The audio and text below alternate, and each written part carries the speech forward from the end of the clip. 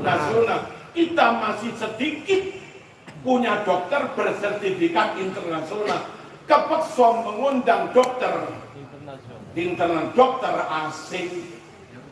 Nah, kalau dokter asing berdatangan, Indonesia kepingin punya rumah sakit bertaraf internasional. Gelem nggak gelem, anak negeri harus meningkatkan ilmu, harus meningkatkan kualitas. Orang kena, aku butuh nabi, butuh iso dadi direktur, ora iso Mas. Ente cucu nabi apa aneh yang cucu nabi? Kalau saya jadi penyidiknya tak jawab, aku tutup putunya nabi, kon ya tutup. Halo. Saya bukan cucu nabi, kamu juga bukan kate lapo ini. Zaman koyo ini kok ngumpul-ngumpul nih. Nasab. Ilmu. Di sini kalau ada dokter top rawuh, anak jenengan S1 nih kedokteran kumlot, S2 kumlot, bahasa Inggris lancar ke yang luar negeri. S3-nya ambil nyuwun sewu, misalnya teng Harvard. Lalu spesialis ambil teng mriko, tentu dengan biaya tinggi. Kalau kita terus memacu ilmu SDM, nanti suatu saat kita mampu bersaing dengan orang luar negeri. Akhirnya rumah sakit kita dikelola oleh kita untuk rakyat kita, hasilnya juga untuk kita. Ngono. Itu ya dengan ilmu, kaiso dengan doktrin pokok itu. Wis plong apa durung iki? Ilmu lho nggih? Nggih. Nabi ini dawuh al ulama warathatul anbiya. Sapa yang jadi pewaris para nabi? Ulama. Bah keturunan wong Papua, keturunan Madura, keturunan Jawa, Arab, Cina. Pokok itu yang paling banyak mewarisi ilmu ulama, yaitu namanya pewarisnya Kanjeng Nabi. Ala innal anbiya lam yuwarithu dinaron wala dirham.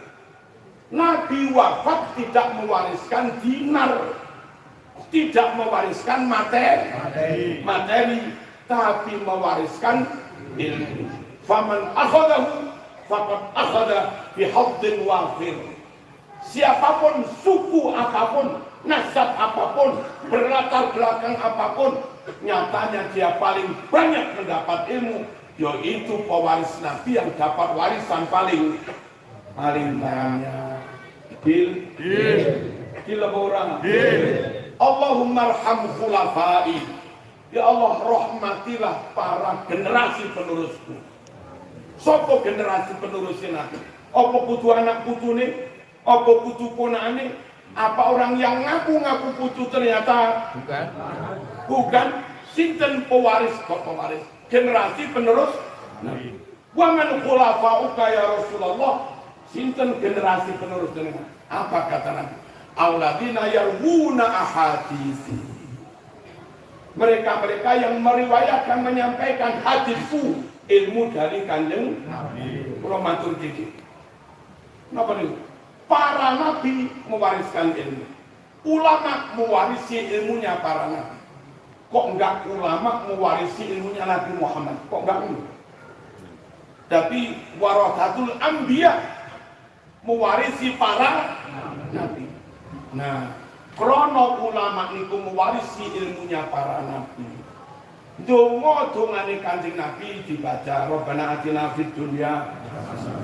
Donga dongane Nabi Ibrahim diwaca, Rabbana inni askantu min dzurriyyati biwadin ghairi dzar'in 'inda baitikal muharram. Donga dongane Nabi Nuh ya diwaca. Wong ulama itu mewarisi ilmunya para nabi. Wa qila ya ardu bla'i ma'aki wa ya sama'u aqli'i wa ghidal ma'u wa qudiyal amru wastawat 'ala judi wa qila bu'dan lil qaumil zalimin. Dongane Ashabul Kahfi ya dilakoni, Rabbana atina min ladunka rahmah wa hayyi lana min amrina. Dongane Nabi Yakub ya diwaca, Rabbana hab lana min azwajina wa dzurriyyatina qurrata a'yun waj'alna lil muttaqina. Rabbi hab li minas sholihin. Dongane Nabi Ibrahim. Dongane Adam ya diwaca, Rabbana zalamna anfusana. Dongane Yunus ya diwaca, la ilaha illa anta subhanaka inni kuntu minadh dhalimin. Dongane Musa ya diwaca, Allahumma lakal hamdu wa minkal farq wa ilaikal mustaka wa anta musta'an wa la haula wa la quwwata illa billahil aliyyil azim. Dongane Nabi Khidir ya diwaca, Allahul kafi rabbunal kafi qasadnal kafi. Sunatan yang dilakoni lah kuwi ajarane Ibrahim. Manasik haji umroh balang jumroh ya dilakoni kuwi ajarane Nabi Ibrahim. Kurban ya dilakoni lek duwe duwe. Ora kuwi ajarane Ibrahim. Iku lho ulama warathatul anbiya. Mboten namung mewarisi ilmunya Nabi Muhammad sallallahu alaihi wasallam, tapi lebih dari itu mewarisi ilmunya nabi-nabi dulu. Donga dengan bahasa Ibrani ora apa-apa. Yain ngahidin ahyan sarahiyah. Mau tak potong dikit. Jibril an yamini wa Mikail yasari wa Israfil amami wa Israil waroi faman takalam bil qada hajati. Ora apa-apa. Syar'u man qablana, syariat nabi-nabi sendiri boleh kita amalkan asal enggak dimansuh, asal enggak dihapus. Lir napa mboten? Para rawuh madhab Syafi'i utamanya, madhab 4 utamanya. Niku eksis bertahan 1242 tahun. Kok bisa? Syafi'i wafat 204. Sekarang hijriahnya 1446. Hari ini sejak wafatnya Syafi'i 1242 tahun yang lalu. 1200 tahun lebih madhab Syafi'i top. Enggak rungkat. Apa enggak rungkat? Enggak tumbang. Enggak ambruk, enggak bisa dipatahkan, menter. Apa menter itu? Kokoh yang ribu. Eksis. Mu'tazilah tinggal cerita. Al-Muhasibi tinggal cerita. Dawud Tohiri tinggal cerita. Qadariyah tinggal cerita. Jabariyah tinggal cerita. Murji'ah tinggal cerita. Al-Halak tinggal cerita. Syafi'i Jos.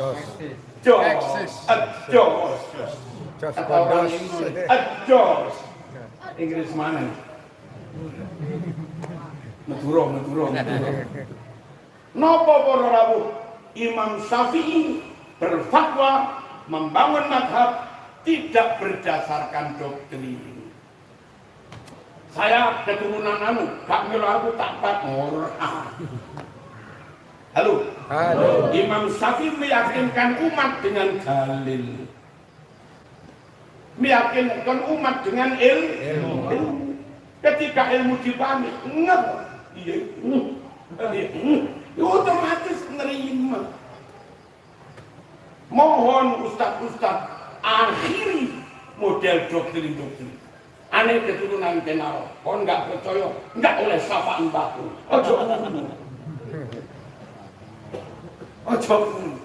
Saya keturunan kenal. Tahu bukti? Ini loh, kitab nasab saya bersambung-sambung terus. Ini manuskripnya ada, sejarahnya ada. Mbah-mbah saya plus ini hasil DNA saya sama dengan orang-orang Singosari yang sama-sama keturunan ngono lho Mas. Lek sampean iso ngono enggak main doktrin wong yo percaya ngono bukti. Halo. Pak ndang ngene iki. Nek sampean foto gak percaya ora oleh sapaan. Ya wong ora wedi ngapusi. Nombone.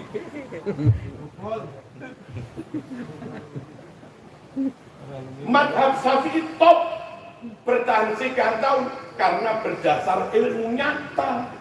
Saya tak memberi contoh 2 atau 3. bahwa fatwa-fatwa madhab Syafi'i didasarkan kenapa banyak kiai di madhab Syafi'i nggak mewajibkan jenggot panjang. Padahal hadisnya nyata. Akful liha wa qussus syawari. Panjangkan jenggot, potong kumis. Secara harfiah kalau perintah berarti wajib. Tapi kenapa kiai NU madhab Syafi'i kok mengatakan tidak wajib? Karena ilmu. Panjangkan jenggot dan ada wawu atau akful liha wa qussus syawari. Panjangkan jenggot dan potong kumis. Karena atof hukumnya harus sama, setara. Kalau ini wajib, ini wajib. Kalau ini nggak wajib, ini juga tidak wajib. Sementara dalam hadis Sahih Muslim, Nabi menyatakan potong kumis itu nggak wajib. Itu fitrah. Maksudnya fitrah kebiasaan manusia. Rizih kedawan, kuku kedawan. Nabi dawuh al-fitratu khamsun. Fitrah itu ada 5. Potong kuku, jabuti rambut ketiak, sikat gigi, potong kumis, terus ini nyukur ini. Nabi sendiri menyebutnya bukan wajib syar'i. Potong kuku bukan wajib, rambut ketiak dicabut juga tidak wajib. Ini juga tidak wajib. Nah, kalau ini nggak sampai wajib potong kumis ini, maka panjangkan jenggot juga tidak sampai wajib. Wong atof kok. Jadi itu namanya dalalatul iktiron. Lafaz isim yang atof diberi hukum yang sama karena atof pakai wawu. Contoh, madhab Syafi'i, Imam Syafi'i, hukumnya zakat kuda itu wajib apa enggak? Zakat sapi ada dalilnya, zakat kambing ada dalilnya, zakat unta ada dalilnya. Bahwa keledai khimar nggak wajib zakat ada dalilnya. Tapi kuda ini nggak disebut. Khimar nggak wajib zakatnya ada dalilnya. Unta sapi wajib zakat ada dalilnya. Jaran kau ono dalilnya. Jaran ini melok sendi. Melok sapi unta berarti wajib zakat, atau melok khimar keledai berarti nggak wajib zakat. Ada sinyal isyarat. Imam Syafi'i pintar menangkap. Quran mengatofkan kuda dengan khimar, tidak pernah mengatofkan kuda dengan sapi atau unta. Ayatnya wal khayla wal bighala wal hamira litarkabuha wa zinah. Wal khayla jaran, wal bighala keledai, wal himara khimar litarkabu supaya kamu bisa menjadikan kendaraan. Ternyata khimar, keledai, jaran itu disebut atof. Nah, kalau menurut hadis keledai nggak wajib zakat, khimar nggak wajib zakat, berarti jaran juga nggak wajib zakat. Dan itu ulama lain menerima argumentasi kayak begini. Ketika fatwa dibangun berdasar ilmu, langgeng bororohku, mana dalilnya? Udah nggak wajib zakat, pokok nggak wajib. Dalilnya mana? Pokok nggak wajib. Nggak mau tak kampleng. Nggak iso kok main doktrin. Halo. Apa mana dosen main doktrin tambah aja. Ayo. Kapan? Allahumma shalli ala sayyidina Muhammad.